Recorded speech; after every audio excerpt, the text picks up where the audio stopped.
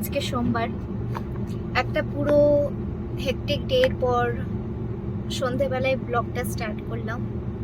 এখন বাজে 7টা 17। তো আমাদের পশ্চিমবাংলায় 7টা মানে হচ্ছে অনেক সন্ধে, আমাদের বাড়িতে সন্ধে দেখানো হয়ে যায়। তো এখানে একটা মজার জিনিস হচ্ছে, এখনো সন্ধে হয়নি এবং সন্ধে হতে হতে প্রায় 8:30 8:15 হয়ে যায়। দেখাই সেটা একবার।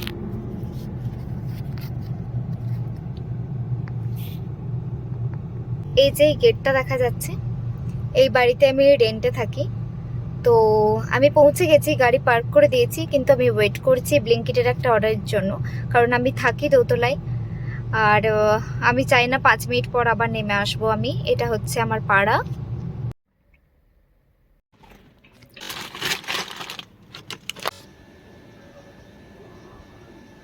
একটুখানির জন্য বাইরে এলাম, দেখলাম প্রচণ্ড হাওয়া দিচ্ছে। বাইরে এসে দেখলাম এরকম মেঘ করেছে, বেশ সুন্দর লাগছে আকাশটা। এসেই যেটা করি সেটা হচ্ছে যে গাছগুলোকে একটুখানি দেখি যে জল শুকিয়ে গেছে, জল দিতে হবে কিনা। এটার বেশ কয়েকটা ফুল এসেছে, সন্ধ্যেবেলায় গাছে হাত দিতে নেই আমার মা বলেন। আমি এই জন্য আর আলাদা করে হাত দিলাম না। সুন্দর ফুল এসেছে, কুড়িও এসেছে কতগুলো। আচ্ছা, এটা হচ্ছে ব্লিঙ্কিটের প্যাকেট এসেছে। কী কী আছে একটু দেখি। আমি দুটো জিনিস অর্ডার করেছি। একটা হচ্ছে ফয়েল পেপার। আমাদের রুটি প্রায় হয়, তো হট কেসে রাখার জন্য প্রথমে ফয়েল পেপার। এটা হচ্ছে 18 metre, I think, yes 18 metres. আর এটা হচ্ছে প্যারাশুটের একটা বডি লোশন। আমার স্কিন খুব ড্রাই, তো আমার একটা বডি লোশনের দরকার ছিল। এটা লেখা আছে ডিপ নারিশিং, বাট অনেকের কাছে শুনেছি এটা খুব একটা হেভি নয়, এটা লাইট ময়েশ্চারাইজার, তো আমি এই জন্য এটা নিলাম। ব্যাগ থেকে সমস্ত টিফিনপত্র, জলের বোতল বের করে ফ্রেশ হয়ে সবার আগে যেটা মনে হয় সেটা হচ্ছে 1 কাপ চা খাই। আমি দুধ চা খাই না, দুধ চা খাওয়া অনেক দিন হলো ছেড়ে দিয়েছি, তাই লিকার চা খাবো। আর আমি খুব চায়ের ভক্ত ছিলাম আগে, চা দেখলে নিজেকে কিছুতেই সামলাতে পারতাম না, কিন্তু রিসেন্ট কিছু মাস হলো দুধ চা আমি একদমই খাচ্ছি না, লিকার চা খাই। আর এটা যে প্রতিদিনের তাও নয়, তবে প্রায় দিনই মনে হয় যে সারা দিনের পর যেন আধ কাপ হলেও চাটা বেশ ভালো লাগে। তো আমি এখানে অল্প একটু চিনি, চা পাতা আর আদা দিয়ে একটু কড়া করে একটা লিকার চা বানিয়ে ফেলেছি, আধ কাপের মতো। আমার বাপের বাড়িতে আমি দেখেছি দুধ চা খুব কম বানানো হতো। বাবা মা সকাল সন্ধে চা খেতেন লিকার চা। তো ছোটোবেলা থেকে মা আমাদেরকে লিকার চাই মোস্ট অফ দ্য টাইম দিত, কারণ দুধ চা সেরকমভাবে অভ্যাস করায়নি। তবে দুধ চায়ের বড় ভক্ত আমি। আর কথা বলতে বলতে এখানে আমি একটা পাঁপড়কে সেঁকে নিয়েছি, শুধু চাটা খাওয়া যাবে না। চা আর পাঁপড় শাঁকা নিয়ে বসে পড়লাম। বাইরে ঝমঝমিয়ে বৃষ্টি হচ্ছে, আর তার সাথে রাখলাম আমার প্রিয় ইউকেলেলে, এটা একটু প্র্যাকটিস করব। আমি যদিও খুব অলস এই ব্যাপারে, নাইট স্কিন কেয়ার খুব কম করা হয় আমার। লাইক সপ্তাহে 4 দিন, 3 দিন তো আমি স্কিপই করি, বা টায়ার্ড থেকেই বা শুয়ে পড়ি, যেটা খুশি করি, বাট স্কিন কেয়ার খুব কম করা হয়। তো যেদিনই সময় পাই আমি একটুখানি স্কিন কেয়ার করে নিই। এটা হচ্ছে বায়োটিকের একটা টোনার, হানি। আমি খুব কম দিন থেকে এটা মানে খুব পুরনো এটা ইউজ করছি, প্রায় 5-6টা ফাইল আমি এটা ইউজ করেছি। তো এটা স্প্রে নয়, এটা এরকমভাবে লাগাতে হয়, হাত ক্লিন রাখতে হবে এবং এটাকে এইভাবে লাগিয়ে নিতে হবে। চাইলে আপনি কটন দিয়ে লাগাতে পারেন, কিন্তু আমি এটাকে হাত দিই। হাত আমার যেহেতু ক্লিন থাকে, আমি এটাকে হাতে দিই, পুরো মুখে মিশিয়ে নিই। টোনারটা আমার শুকিয়ে গেছে, এবার আমি ইউজ করছি, এটা হচ্ছে মিনিমালিস্টের একটা সিরাম।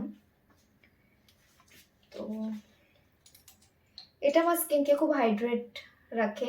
আমার স্কিন খুব ড্রাই, তো এটা কিছুটা নারিশ করে আমার স্কিনকে। এর আগে আমি ইউজ করতাম প্লামের ভিটামিন সি, বাট ওটা অতটা আমার স্কিনকে নারিশ করতো না, মানে অতটা হাইড্রেট করতো না। এটা বেশ খানিকটা আমার স্কিনকে হাইড্রেট করে, তো আমি এই জন্য এটাতে সুইচ করেছি। এটা আমার ফার্স্ট বটল যেটা আমি ইউজ করছি, বাট আমি এটা শেষ হয়ে গেলে এটাই আরেকটা কিনবো। তো এটাকে আমি হাতের সাহায্যে একদম আলতো হাতে, যেন এরকম না হয় যে হাতেতেই পুরো প্রোডাক্টটা লেগে গেল, একদম আলতো হাতে আমি এটাকে পুরো মুখের মধ্যে ভালো করে মিশিয়ে নেব। আমার স্কিন কেয়ার খুব খুব 2-3টে প্রোডাক্ট দিয়ে স্কিন কেয়ার আমার হয়ে যায়। তো এটা হচ্ছে অ্যালোভেরা জেল, পাতি অ্যালোভেরা জেল, যেটার একটা বড় বক্স আমি কিনে রেখেছিলাম। তো এটা আমি একটা বেশ ভালো অ্যামাউন্টে ইউজ করব, এবং এটাও আলতো হাতে আমি পুরো মুখটাতে মিশিয়ে নেব, মানে সরি, পুরো মুখে লাগিয়ে নেব।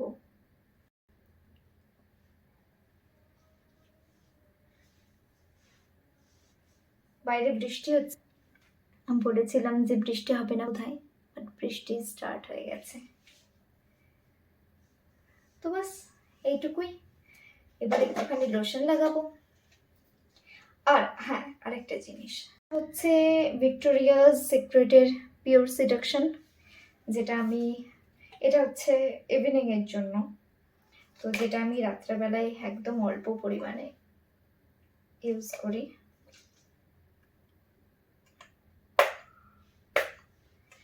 হাতেতে অল্প একটু ইউজ করি। আজকে আমার হাজব্যান্ড নেই, তাই আমি ভাবলাম যে সকালে একটু বেশি করে খাবার বানিয়ে রাখি, কারণ নিজে রাখার জন্য রাত্রেবেলায় খাবার বানাতে খুব একটা ভালো লাগে না। তো সকালে রান্না দিদি এসেছিল, তোকে বললাম ফুলকপি, বড়ি এবং আলু দিয়ে একটা সুন্দর ঝোল ঝোল তরকারি করে দাও।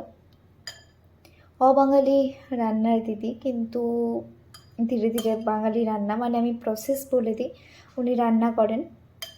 তো এরকম একটা ঝোল বানিয়ে উনি দিয়েছেন। নইলে এখানে ফুলকপি আলু মানে হচ্ছে যে একদম শুকনো শুকনো ভাজা ভাজা করে। তো আমি ভাতের সাথে এটা খাবো।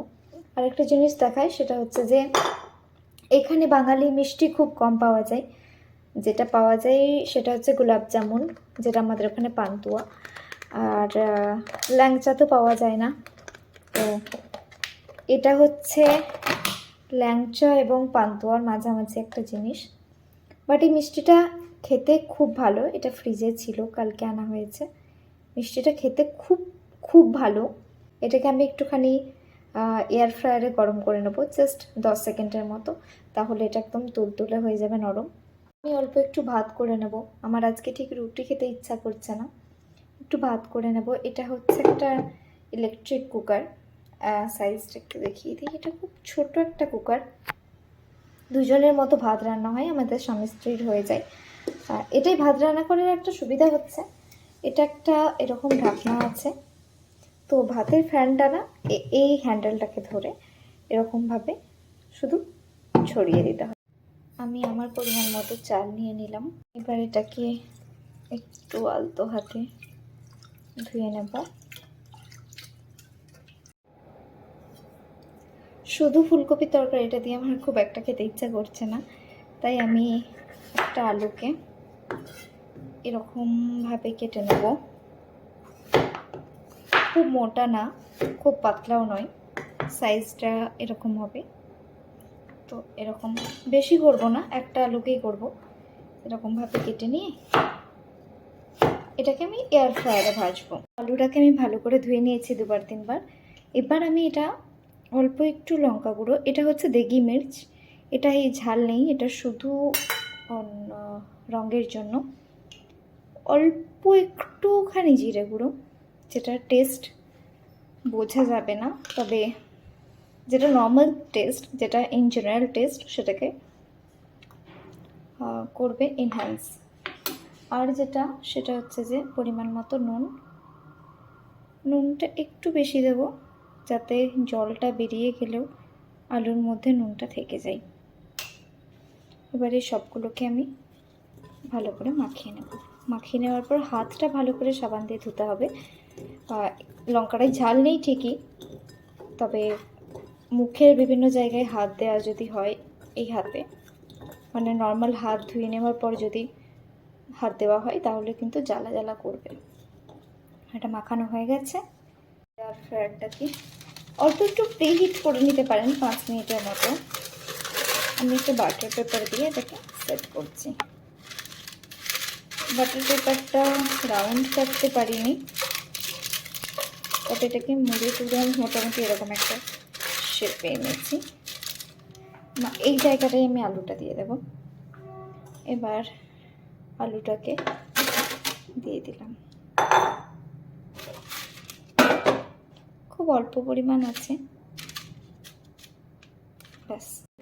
তরকারিও গরম হয়ে গেছে আর আলুটা এয়ার ফ্রায়ারে ভাজাও হয়ে গেছে। এবার খেয়ে দিয়ে অল্প একটু হাঁটাচলা করে শুয়ে পড়া যাক, কারণ কাল থেকে তো আবার সেই গতের জীবন। সেই ওঠো, রেডি হও, আর অফিস যাও, বাড়ি আসো, কী খাবে সেটা ভাবো। আমি এটাই একদম তেল ব্যবহার করিনি, অল্প একটু তেল মিশিয়ে দিলে ক্রিস্পিনেসটা আরেকটু ভালো আসে। তো ক্রিস্পিনেস এটাতেও আছে, কিন্তু যেহেতু তেলটা নেই ওই জন্য হালকা একটু ড্রাই ড্রাই আছে, তাতে আমার কোনো অসুবিধা নেই। বেশ ভালো লাগবে এটা গরম ভাতের সাথে খেতে। দেখুন ক্রিস্পি এবং এটা সেদ্ধ হয়ে গেছে। চলুন খেয়ে নেওয়া যাক।